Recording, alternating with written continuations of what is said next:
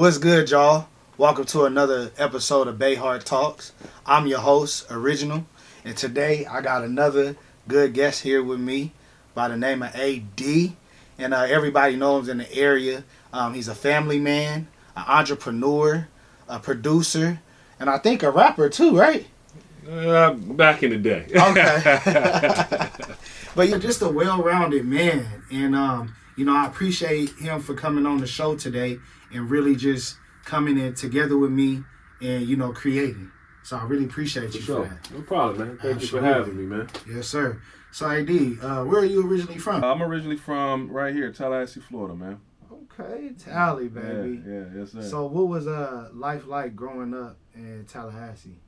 Man, I think like most small, Tallahassee, it's kind of like small and big at the same time, but small town in my opinion growing up, and it was cool.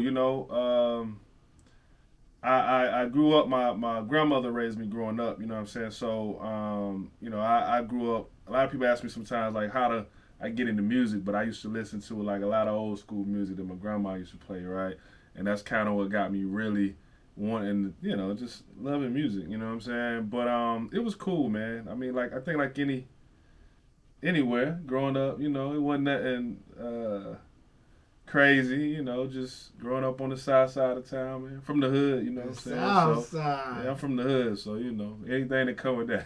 And every time I to the south side, I got a good friend. I don't know if you know him, Mike Denson.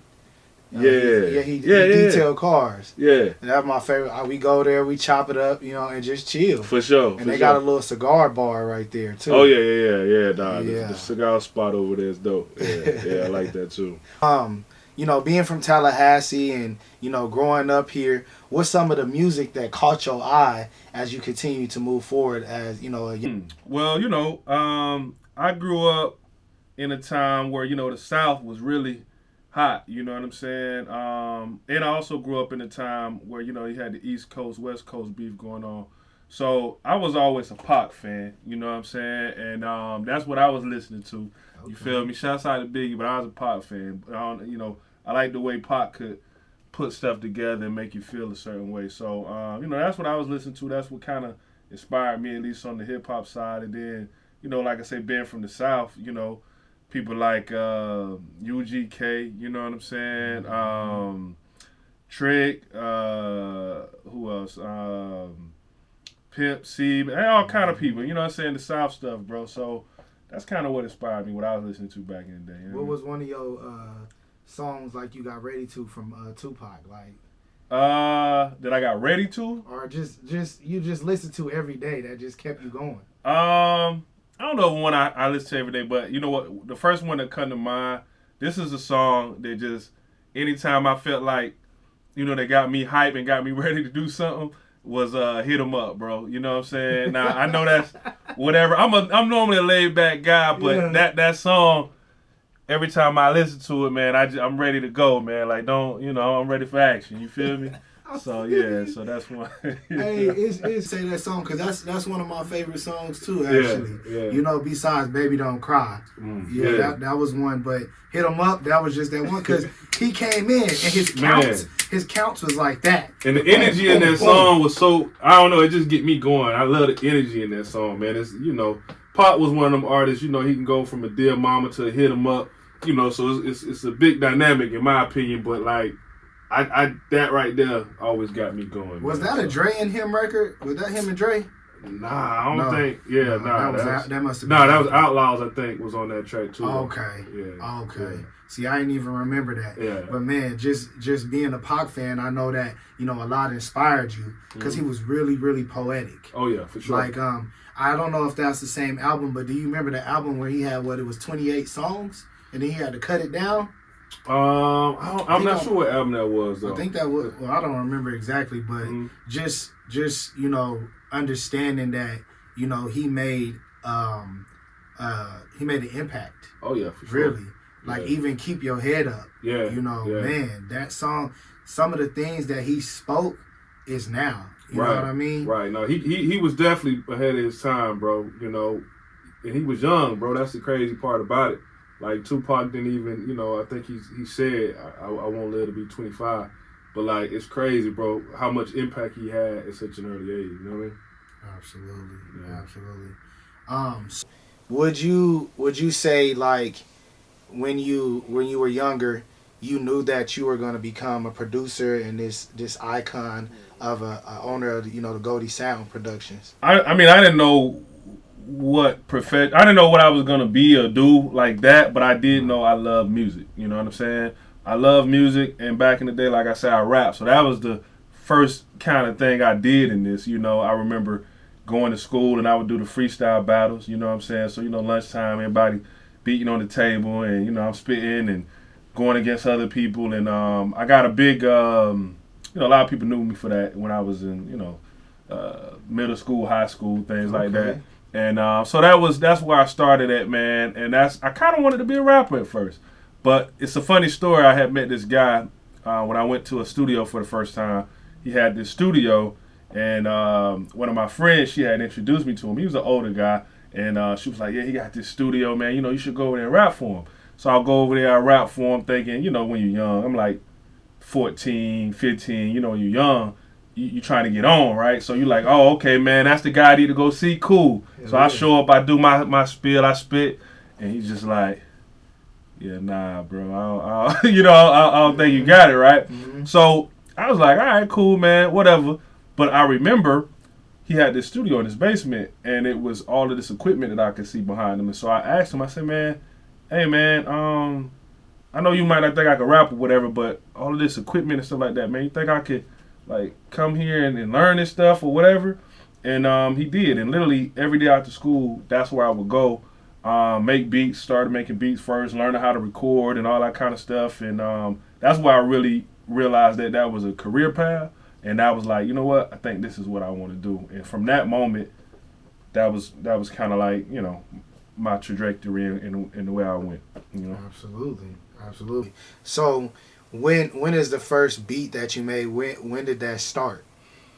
The first beat. So like I said, when I went to his crib, I was learning how to make beats, and so I started on the MPC. The Akai MPC. Anybody know what that is? MPC 2000. Yeah. So but no, I started making beats on the MPC 2000, and like I say, anybody who from that era, if you weren't making beats on the MPC, you weren't making beats. You wasn't considered a real producer, if you will. So I learned how to do that, mostly self-taught with that. And I remember at the time, it wasn't like it is now where everybody can record. Everybody got a studio at home. At that time, nobody had a studio at home, right? Because it was really expensive to do. So me being at this dude's crib, being able to record, I went to school and I was letting people know I got access to the studio. So I met, I had a lot of friends that I knew that rapped and stuff like that. And so over time, dude allowed me to start bringing friends over, right? Okay. So when I started bringing friends over, I kind of got into my Dre mode, of producing and I made a rap group, you know what I'm saying? So I made a rap group out of these guys. I recorded it, produced it, just put a whole project together, photo shoots, everything you could think of, man. I put it all together. And like I said, at the time, nobody was doing this because that wasn't the thing to do. Like you didn't have the resources, most people, to do it. But this guy had all the stuff, in the studio, and he had the cameras and all this stuff. And so I utilized that, man, and I made this rap group. Funny thing is, we made a CD, dropped it at high school. At the school, immediately them guys became like local celebrities, bro. What? You know what I'm saying? And still to this day, it's crazy. The name of the group was called. Dang, it was just on the top of my head. C4. That was the name of the group. Ain't that a movie?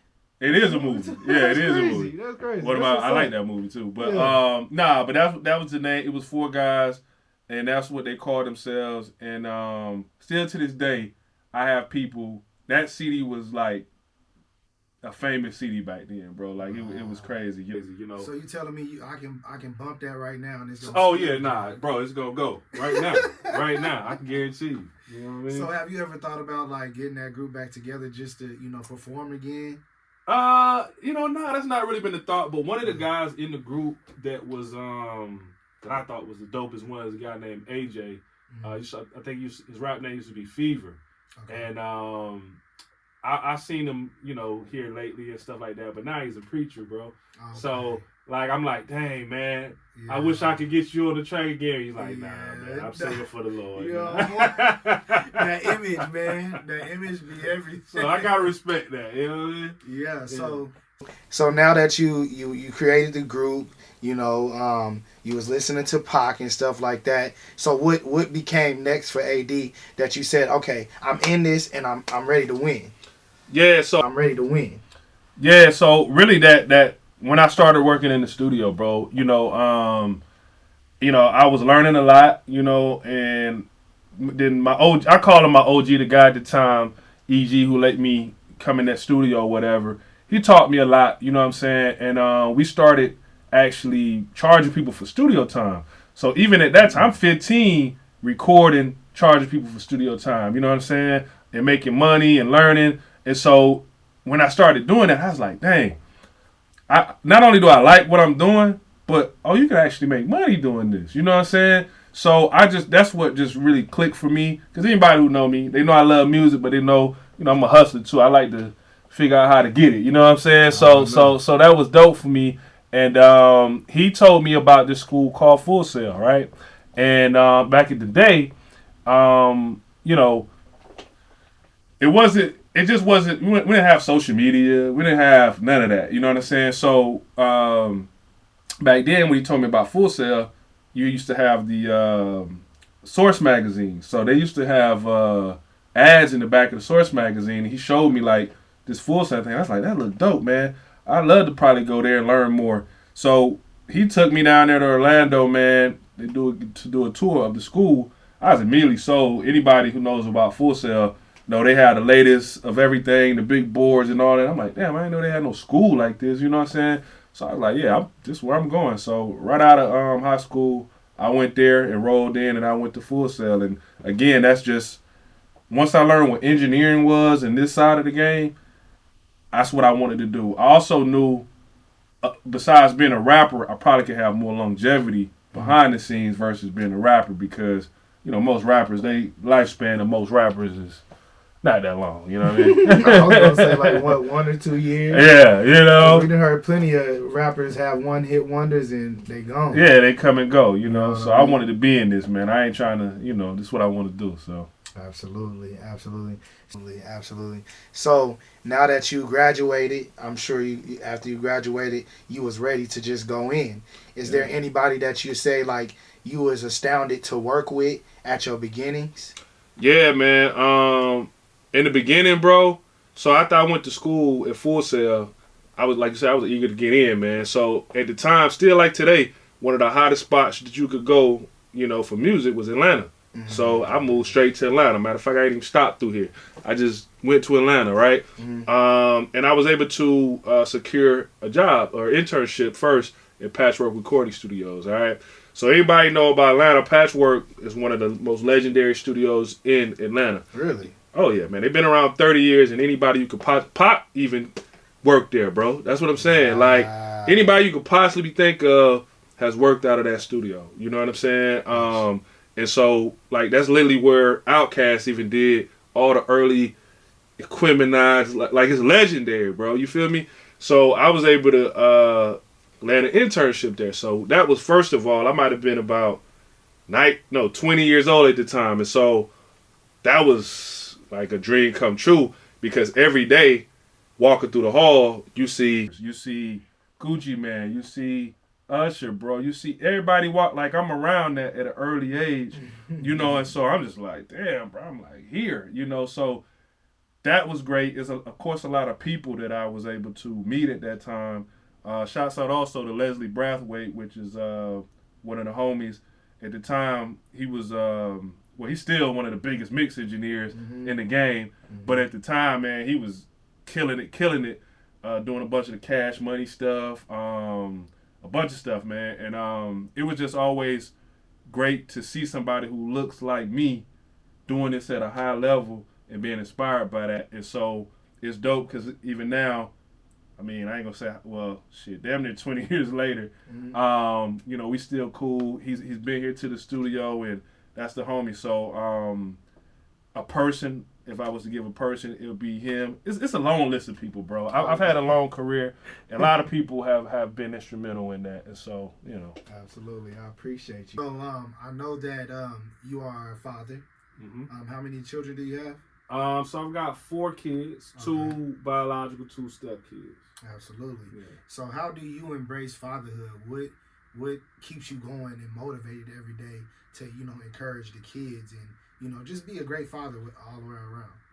Man, just waking up every day and seeing the smiles on their face, bro. And kids have a certain innocence that you just I don't know. It just you want to go hard, bro. You gotta go hard. You know what I'm saying? Because you want their life to be as good as it could be. And for me, I never had a father growing up. You know what I'm saying? And so I always told myself, when I have kids, bro, I'm gonna be there. I'm gonna do what I need to do. Of course, you're always learning on the job as a parent. You feel me? It's no manual for this thing, but it's so rewarding, and it's also the best part about it is the unconditional love that you receive from your kids, and no matter what, they love you, and you do your best to make a better life for them. Absolutely, that's beautiful. What is something that you instill in them, every day, or something that you just teach them to keep on going? Well, one of the things that I think is real important, and one of the things I teach my kids is definitely, you know, integrity and responsibility. Mm-hmm. As you grow up and become an adult, we always faced with so many responsibilities. When you're young, you want to be grown so fast. Man. And then when you get grown, you're like, damn, I ain't really know like this. You feel me? You know what I'm saying? So I'm trying to instill those. Be real. It's real, ain't it? It don't matter what position you at. It's real. It's real, man. So, now for my kids, I just try to instill in them the importance of responsibility and integrity, man, because one day they will be, adults, and they'll have to navigate this world itself, and I want them to be prepared to do that. You know what I mean? Absolutely. I feel like, with fatherhood, you get to instill so much and continue. They're watching you all the time, right? Oh, yeah. So, we have to be the best leaders that we can be. Yeah. You know what I mean? And we also got to show them that, we make mistakes too. That's real. You know what I mean? But you have to learn from them mistakes, mm-hmm. and then keep on going. Yeah. And don't make that same mistake again. Exactly. Absolutely. Yeah. So, what's life like outside of Goldie Sound Productions? Like, what do you do? Do you travel? You golf? You know what I mean? Right, I got you. Well, I do travel. I travel a lot, man. That's something that I enjoy. My wife and I, we enjoy traveling a lot. So outside of Goldie Sound, if I'm not doing the family thing or whatever, we gonna go somewhere. Like I got this thing every year on my birthday. I gotta go out of the country somewhere. So okay. So that's just something I gotta do. Like I look forward to that. My wife looks forward to that. And that's something we both enjoy doing. So what's one of the places that just caught your eye and just was like a breath of fresh air? The last place you went. Man, let me think. This past birthday, mm-hmm. I went to Jamaica, and that was really dope. I stayed at the Sandals Resort, which is a really high end resort. But what made it really dope, man, we had the room I had and stuff. We had this butler thing and all of that. Okay. Yeah, it was. That's what's up. But just for my birthday, not to sound whatever. But I like nice things too. You feel me? So when I do what I do for myself and my family, I make sure I do it proper. You feel me? When you work hard, man. You feel me? Yes. But what was dope about the experience was I wanted some oxtails. I really like oxtails, right? And through our trip, we didn't really get a chance. Like, it was this resort. So, when you're on a resort, they don't really want you to go off the property for real. And I tried to go off, and they was trying to charge me some astronomical thing for a taxi, some crazy junk. So I was like, yeah, nah, and so I was like, man, I want some oxtails though, bro. And they didn't have it on none of the menus nowhere. Mm-hmm. So I told the butler, and the butler was like, you know what, I'm gonna talk to the chef and see what we could do. You know, honestly, I didn't think nothing of it, man. But crazy thing is, we did one day. We went on like an excursion, did like some ATVs and stuff. And then when we came back, bro, this was a crazy experience for me. It was just dope. The butler didn't. As soon as I opened the room door, there's rose petals everywhere, and it leads out to like the soaking tub that they had on the balcony. You know what I'm saying? He done already ran the water for us. It was hot. Like, I don't know how the hell he timed this shit, but it was hot and ready. And so I'm like, damn, this is crazy. So, of course, we go and, you know, we get cleaned up and blah, blah.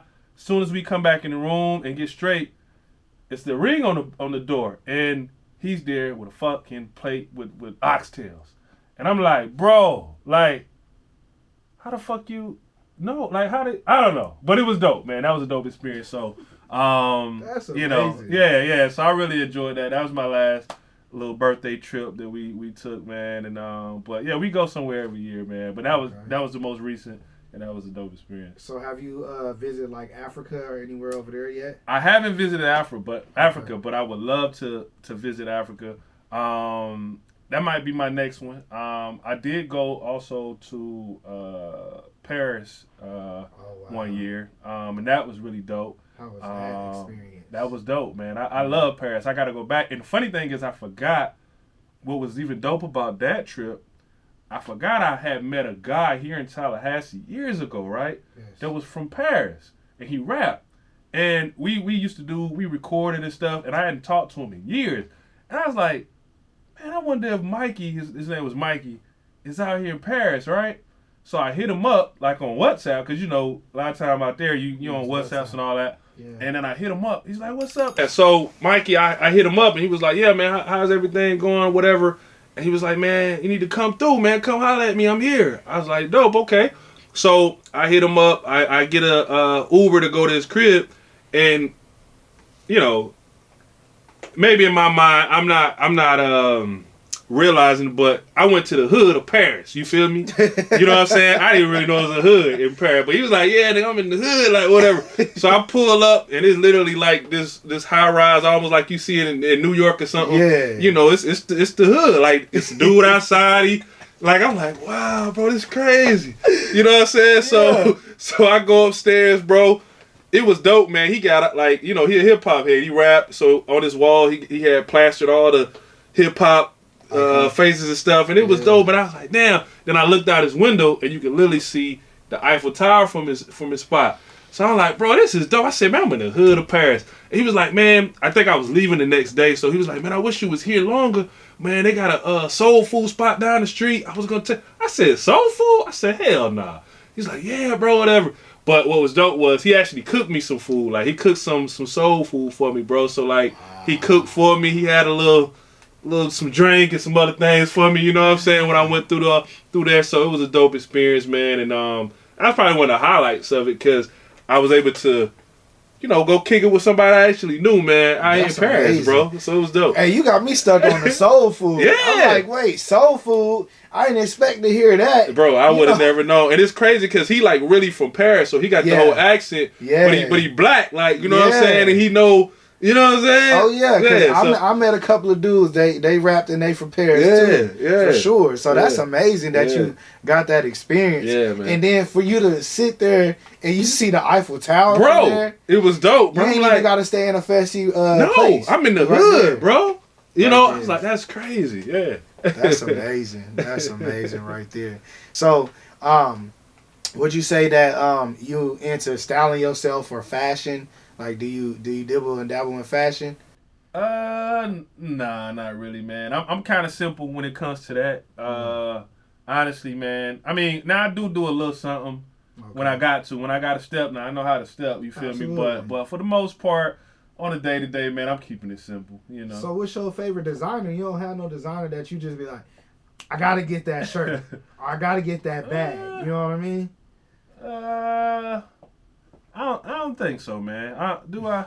No. Nah, not really. Nah. So you just like kind of plain Jane, some fresh J's, Black tea, black Yeah, pants. I'm gonna keep it simple. Anybody know me, man? Really, yeah. Black tee, white tee, jeans, some nice kicks, bro. That's pretty much AD. You know what I mean? I understand. Studio, and you just chilling. What type of food do AD order? Like, what's on the menu for you? Man. So I like a little bit of. I like a lot of things, man. Of course, soul food again, man. I'm from the South. What can I say? Absolutely. You know what I'm saying? So anytime I can, some collard greens. You feel me? Some oxtails again. Macaroni, homemade macaroni and cheese. Gotta be homemade. Got to. You know, fried chicken, man. You know, fat people stuff, man. I enjoy that, but I also enjoy Vietnamese food too. My wife's Vietnamese, so so she make a lot of little different dishes. You know, I definitely enjoy like pho. You know, anybody know about pho? Man, that stuff's some good stuff, right bro. there. She makes it homemade, bro. I'm telling you, bro. God. You talking about let the beef bones sit all night, bro? Yes, and she puts those. Yeah, bro. It's man, you know. Wow. So I like that. I like shaking beef, the Vietnamese dishes. So you ordering soul food when you here? That's what you eating when you here? I mean, most of the time, you know, that's what I enjoy. Okay. I feel you on that. You know, I might eat some. Get a pizza, you know, some regular stuff. But if I really want to eat, that's what I'm on. Now, have you been to the place Masa?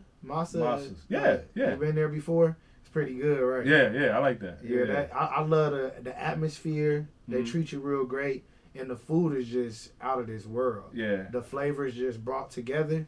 I like Masa's, and another. Well, I ain't gonna lie though. One of my favorite Asian spots here is dang,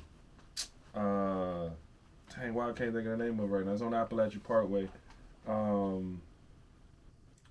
Lucy Ho's. I can't think of the name, bro. But anyway, it's on Appalachia Parkway. Okay. Really, really good food. They do a brunch on Sunday.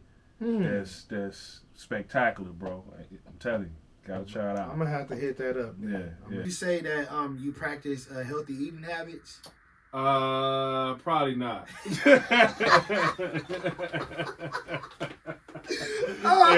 Nah, I'm not no health freak of none of that, bro. I'm eating whatever. Hey, that was real, though. That was real.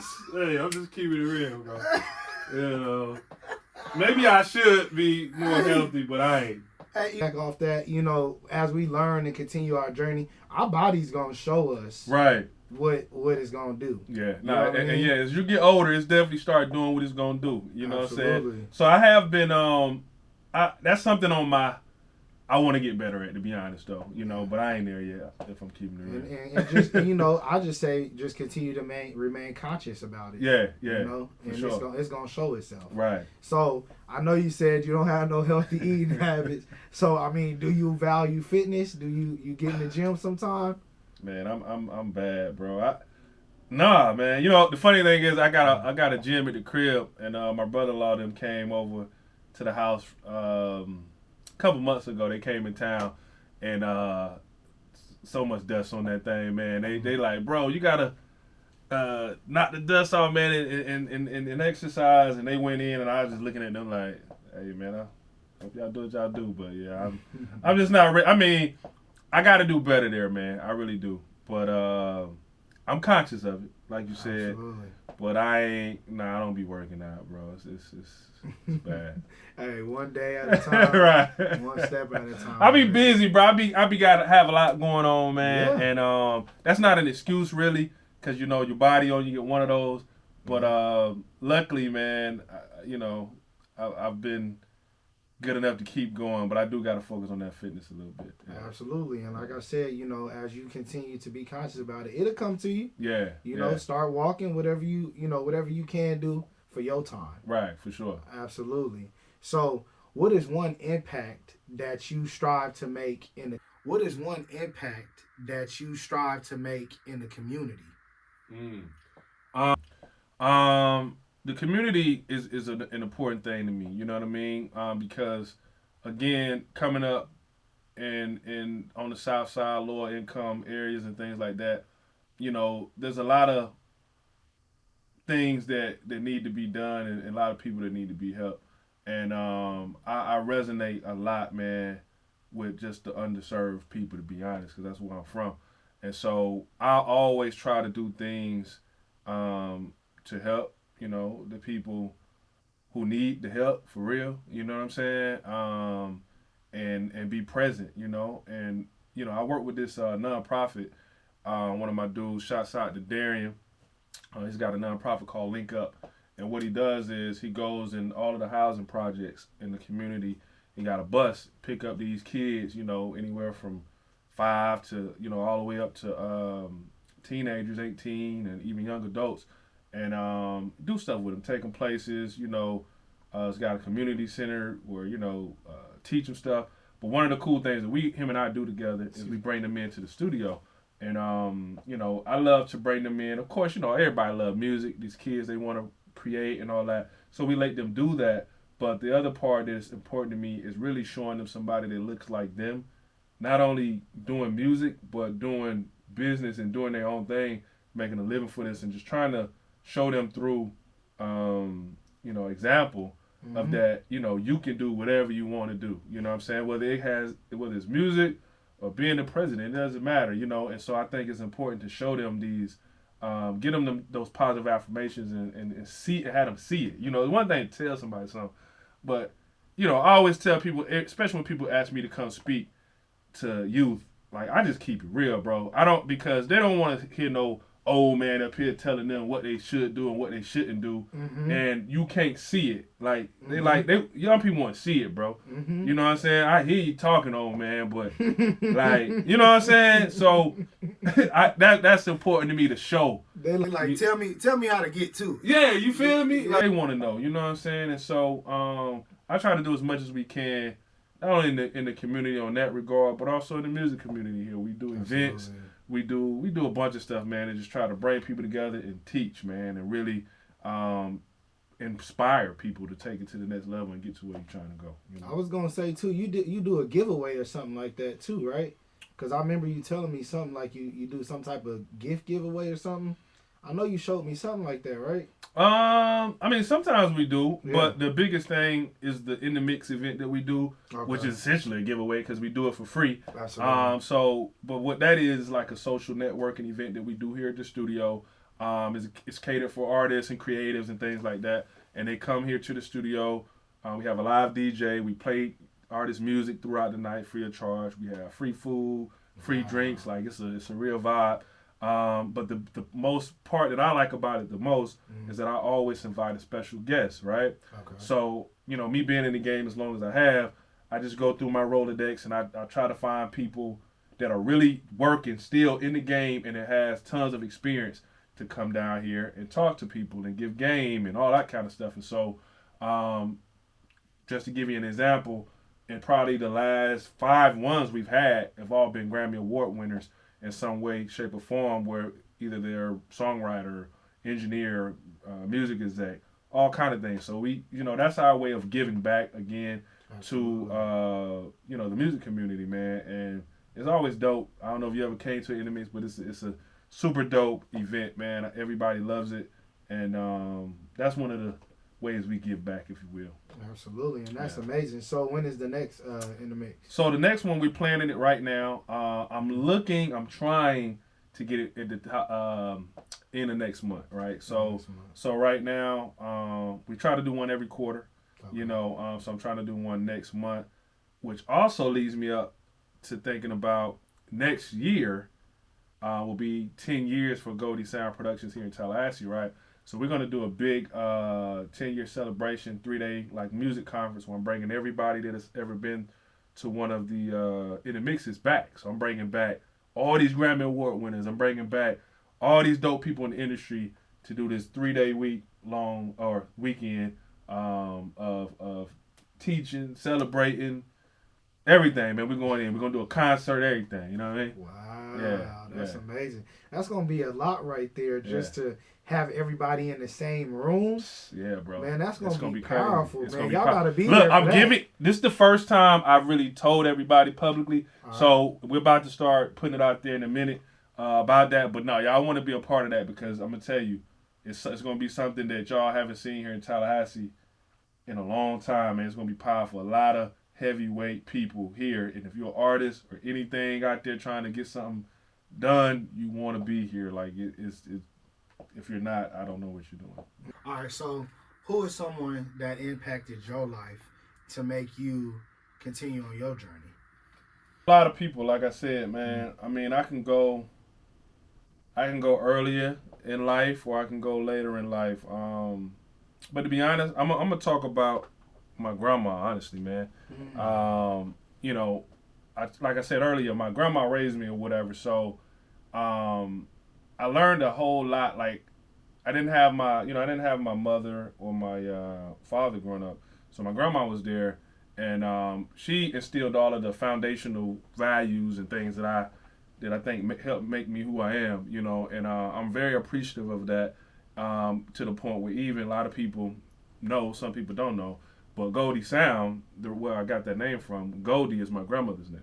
You know what I'm saying? Word. Yeah. So That's was powerful. Yeah, you feel me? So that's why I put it like that. A lot of people just think it's a random word, but it really means kicking. She about to be 89 this December, bro. Okay. Yeah, so you know Miss Goldie, man, she's still kicking out here. You feel me? Yeah. Man, you gotta kind of like make her a mascot or something. Nah, I know, bro. She told me I need to put a picture of her up in here, but I was like, I don't want to do that. That feel jinxy or something. I don't know. Okay. No, I know what you mean. I know what you mean. Yeah, absolutely. yeah. I know exactly what you mean. But that's just powerful that you continue to build her name and keep it alive. Yes, you know sir. what I mean? Yep. And that strengthens your business, your product. Yeah. Because everything means something behind that story. Right. So that's really incredible. What is another artist that you say you want to work with in the future, you know, to put in your catalog? Because I know you done work Kodak, you know, everybody. It's been a lot of folks that Have you worked with Wayne before? I haven't worked with Wayne. Okay. No, I haven't worked with Wayne. Okay. But that would be dope, you know. Man, if there was somebody I could work with, let me think. You know, the crazy thing is when people ask me this question, I don't normally say the most popular things, but I'm an old school head, bro. You know. Okay. So I kind of go back. You know what I'm saying to the people from back in the day. That's what really made me even want to just get into music. My first love for music. You know what I'm saying. So you know I'm gonna go old school, bro. I'm gonna just say somebody like Pally Bell or something, bro. Like, bro, is you reading my mind? Yeah, like you okay. feel me? Okay. Like, I'm old school you with said it, bro. Patty with yeah, it. Patty, Miss Patty, Mama Patty, man. You feel me? Like that'll be super I respect dope. that. That'll be super dope. I respect for me. that. I'll be cheesing, bro. Like I'll be like, damn, bro. Man, what? I'll be like, I made it. Man, if you have Patty up in here, you better call. I'm telling you. Call me, you got Patty here. Yeah, man. I'm bringing her flowers and everything. You feel me? You know Come what on, I mean? man. Yeah. Cause she's just a really powerful lady. Man. For real. Man, like, man. you know, and my grandmother, you know, listened to her everything. Yeah. You know what I mean? And so just seeing her work and she's still going. She's still she going, look bro. good too. Yeah, she look good. Yeah, she's still going. She still got them pipes, bro. Yeah. Like it's a beautiful thing. Like, I ain't gonna lie, I just love older people, bro. Like, I don't know. Like, I just, Me too. maybe it's coming from my grandma or something, but that you know, young, very young people and older people, them my people, bro. I love them. They just so real and authentic to me. You know what I mean? It teach you almost to cherish the moment. Right, yeah. You know what I mean? And then as you continue to cherish these moments, you see, like, those lessons. Yeah. Because, you know, sometimes we see, like, oh, grandma said this. She said that. Mm-hmm. And I'm at 28. Okay. Wow. All right. Man, my grandma got so many sayings, you know, coming from the South, you know, they got like these old sayings, and when they say it to you when you're young, you're like, man, what are they talking about? Cause it be some old crazy, you know what I'm saying? Like, you know, you're like, man, what are they talking about? What are you talking about? You know what I'm saying? You know, I'm trying to think of some of the sayings my grandma said, bro. Mm-hmm. She one that I like. That makes sense to me now though. Mm-hmm. She said, "You can't make no sense out of nonsense." Mm-hmm. You know what I'm saying? And you know, when you're young, you're like, "Man, what are they talking about?" But now I'm like, I get it. So a lot of people be asking me, man, Adee, how you stay so calm or what? I'd be like, man, you can't make no sense out of nonsense, bro. That's real. You know what I mean? That's real. And you start to realize what certain things is not common sense, and then you just don't even give no reaction. Yeah, I ain't even gonna get that no energy, bro. It's No, No, absolutely. Yeah. For you, what is next for Adee as a producer? What do you want to see yourself doing in the next couple of years? Yeah, man. I find myself right now. I've been doing this about 20 years, bro. So I've been doing this, and I'm only 39. So I've been doing this more than half of my life, right? So it's crazy because now I'm in a point where I'm thinking like, dang, what do I do next? Because I literally every day for the last 20 years, this has been it. Like I just been thinking like it's music, and so now I'm really more. I think where I'm going, man, is that I kind of just want to more so share, my experiences, my knowledge, my wisdom with others, that are looking to, again, do whatever, whether it's music or anything. I've learned a lot throughout the years, of course, with the music game, but also business, life, and all that. So I just kind of really see the next thing is me like really sharing more of that, man, and I don't know, man. Maybe I don't know if you want to call it a speaker or what that's like called. Motivation speaker. I don't know what you call it, but I really that's what my heart is really leaning. I love to help people. I love to inspire people and teach people, man. That's something that's important to me. And now that I have all these experiences and things like that, I just want to share it, man. That's dope. That's dope. And that's back to the impact of the community. Yeah. Sharing what you have, because that's what leaves the legacy on. Exactly. You know what I mean? And you continue to push forward with everything that you do and just shine that light. Right. Man, I really appreciate you for coming on to the show. For sure, man. My pleasure, sir. bro. Thank you for having me once again. Yes, sir. Until next time.